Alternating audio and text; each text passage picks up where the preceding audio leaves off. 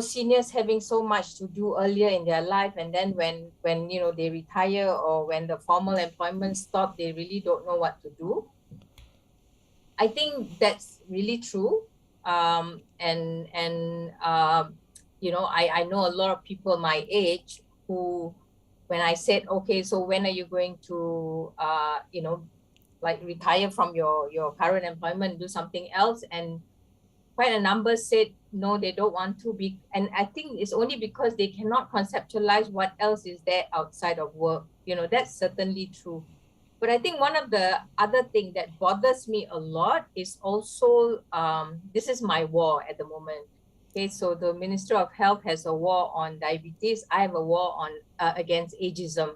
Okay, we've tackled sexism.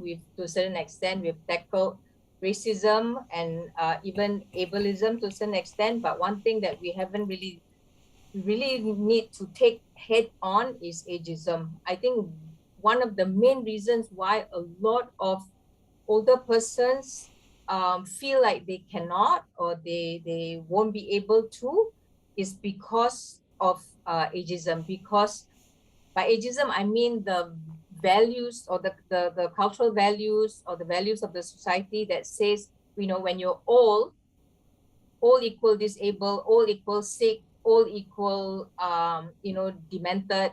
So there's a lot of, not a lot, there's like more rampant negative association with aging.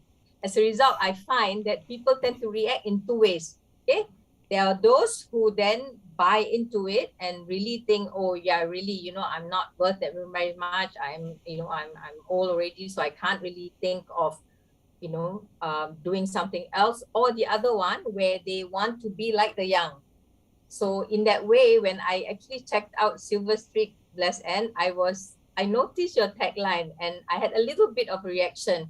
Your tagline was living younger, longer, right? So I'm like, why would I want to live younger? You know what I mean? Because I think we have to celebrate the live years.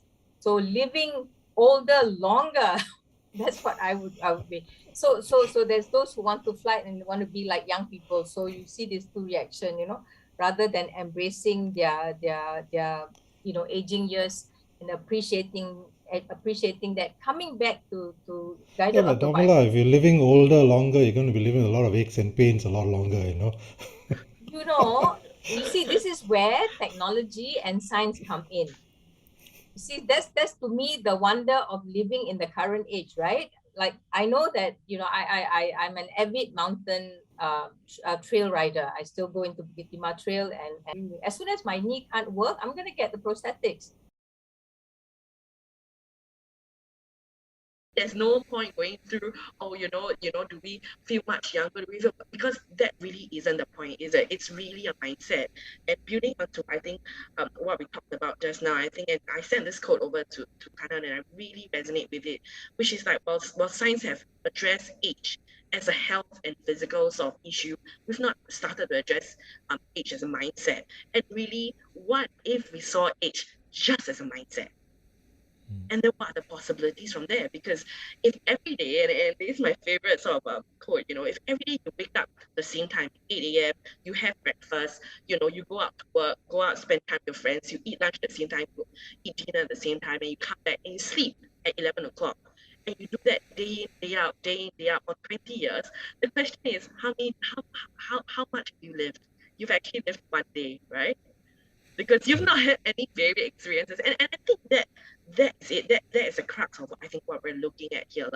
And really, if it's the mentality, if that's the spirit moving forward, then I think it opens a lot of more avenues. And I know maybe as typical Singaporeans are very used to having things mapped out, just answering the question as well.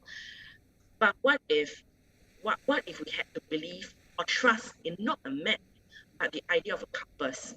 And I think that's the privilege when it comes into being in our 60s, that our values are very much defined. And with our values defined, then what is the compass telling us? It's not about the map. You know what I mean? It's not about like what's the end date, what's the expiry date. It's not about that anymore. See, I think we have to have in mind that we are now living a long life. you know, that we're not going to die even at 80. I think our cohort, Kanan, will probably last till about 90.